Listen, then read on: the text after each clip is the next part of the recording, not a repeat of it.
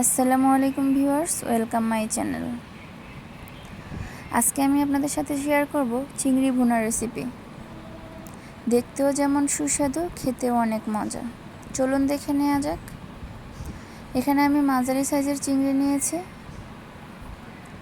সাথে নিয়েছি পেঁয়াজ কুচি আর মরিচ কুচি। কড়াইতে তেল গরম করে তাতে দিয়ে দিব পেঁয়াজ। এই চিংড়ি ভুনাটা রান্না করতে আমাদের বেশি কোনো উপকরণের প্রয়োজন হবে না। অল্প উপকরণে অল্প সময়ে আমরা এটা রান্না করব। পেঁয়াজটাকে হালকা লাইট বাদামি করে ভেজে নেব।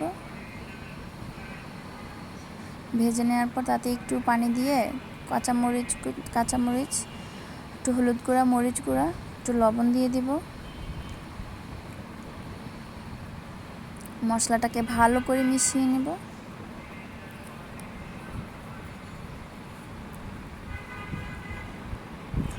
এবার তাতে দিয়ে দিব একটু রসুন বাটা, আধা চা চামচের মতো রসুন বাটা দিয়ে দিলাম। ব্যাস, আমাদের আর কোনো মশলার প্রয়োজন হবে না। মশলাতে তেলটা উপরে উঠে এলেই আমরা চিংড়ি মাছটা দিয়ে দিব। চিংড়ি মাছটা নিয়ে ভালো করে উল্টে পাল্টে মিশিয়ে নেব। এখানে চিংড়ি মাছটা আলাদা করে ভাজার কোনো প্রয়োজন নেই।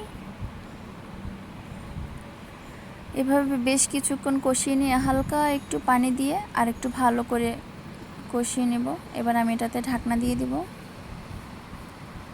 দেখুন, এভাবে আমি বেশ কয়েকবার অফলাইনে ভালো করে নেড়ে চেড়ে উল্টে পাল্টে দিয়েছি, যেন চিংড়ি মাছের ভিতরে ভালো করে সিদ্ধ হয়ে যায়।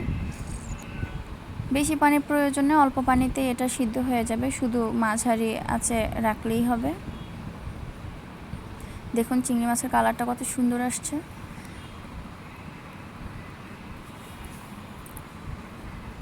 এভাবে বেশ কিছুক্ষণ কষিয়ে নেব।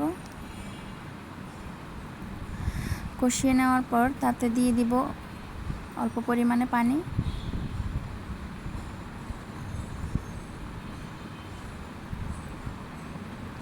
পানি দিয়ে আরও কিছুক্ষণ আমি এটাকে জাল করে নেব। ব্যাস, রেডি আমাদের চিংড়ি ভুনা রেসিপি।